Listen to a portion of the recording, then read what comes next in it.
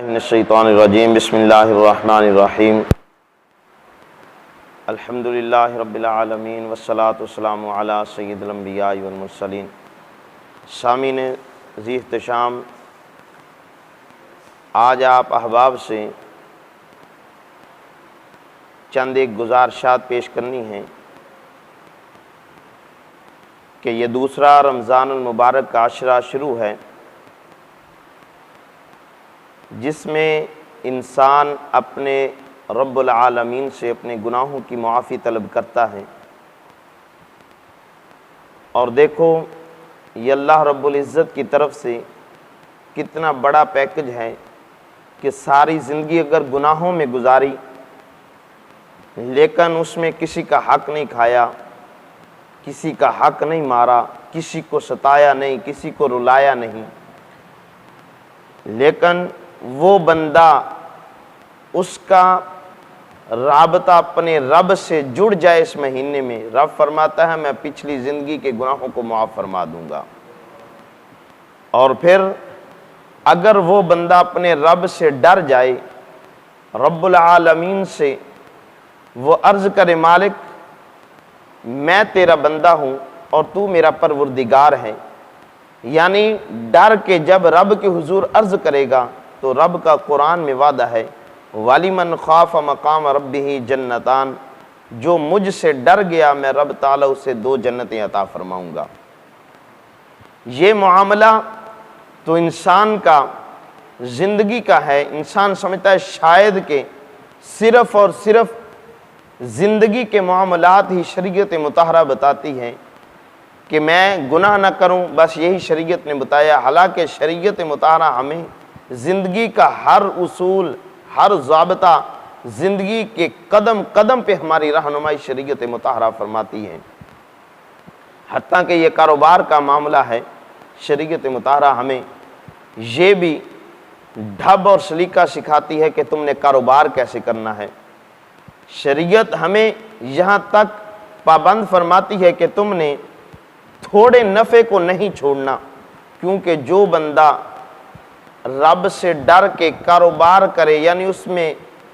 خیانت نہ کرے، جھوٹ نہ بولے، قسمیں نہ اٹھائے، تو رب تعالیٰ تمہارے اس تھوڑے کاروبار میں بھی برکتیں ڈال دیتا ہے۔ سیدنا عبد الرحمن بن عوف رضی اللہ تعالیٰ عنہ صحابی رسول ہیں اور امیر ترین صحابی ہیں۔ آپ کے بارے میں یہ بات مشہور تھی کہ عبد الرحمن بن عوف تھوڑے درہموں کا نفع بھی نہیں چھوڑتے۔ آپ نے فرمایا لوگوں میں اس لیے نہیں چھوڑتا کہ میں نے یہ بات شریعت مطہرہ سے سیکھی ہے کہ جو بندہ رب کی ذات پہ توکل کر کے، اس پروردگار کی ذات پہ بھروسہ کر کے اپنے کاروبار کو تھوڑے نفع میں بھی یعنی اپنی چیز بیچ دیتا ہے، لیکن اس میں قسمیں نہیں اٹھاتا، اس میں جھوٹ نہیں بولتا، میرا رب اس تھوڑے نفع میں بھی برکتیں ڈال دیتا ہے۔ وہ کس طرح سے، ان کا ایک بات بہت بڑی مشہور ہے کہ آپ نے ایک مرتبہ 1000 اونٹ خریدا اور بغیر نفع کے ہی وہ اونٹ 1000 کا 1000 جتنی قیمت میں خریدا تھا اتنی قیمت میں بیچ دیا، لیکن ان کی جو گلوں کی رسیاں تھیں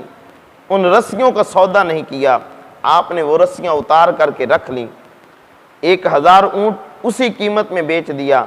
بعد میں آپ نے ایک ایک رسی کو 1 درہم میں بیچا، رب تعالیٰ نے 1000 آپ کو درہم نفع عطا فرما دیا۔ تو فرماتے ہیں اس طرح میں نے تھوڑے نفع کو بھی کبھی نہیں چھوڑا، اور اتنے امیر تھے کہ جب آپ کا وقت وصال آیا نا اور آپ کی ازواج میں جو ترکہ آپ کا بانٹا گیا، سارے معاملات ہوتے ہوئے، اولاد یہ وہ سب کچھ ہوتے ہوئے عورت کا 8واں حصہ بنتا ہے، 8ویں حصے کے مطابق آج کے دور کے مطابق ان عورتوں کو، ان ازواج کو جو حصہ ملا تھا تقریباً 2 کروڑ کے مطابق انہیں جائیداد ملی تھی۔ 8ویں حصے میں یہ حصہ آیا، یعنی 2 کروڑ کے مطابق۔ تو پتہ چلا اگر انہوں نے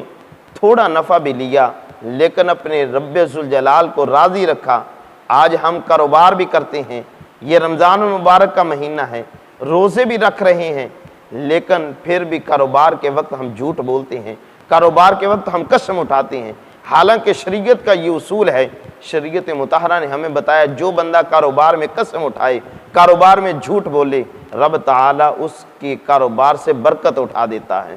تو سامعین محترم، یہ بالخصوص میرے تاجر بھائیوں سے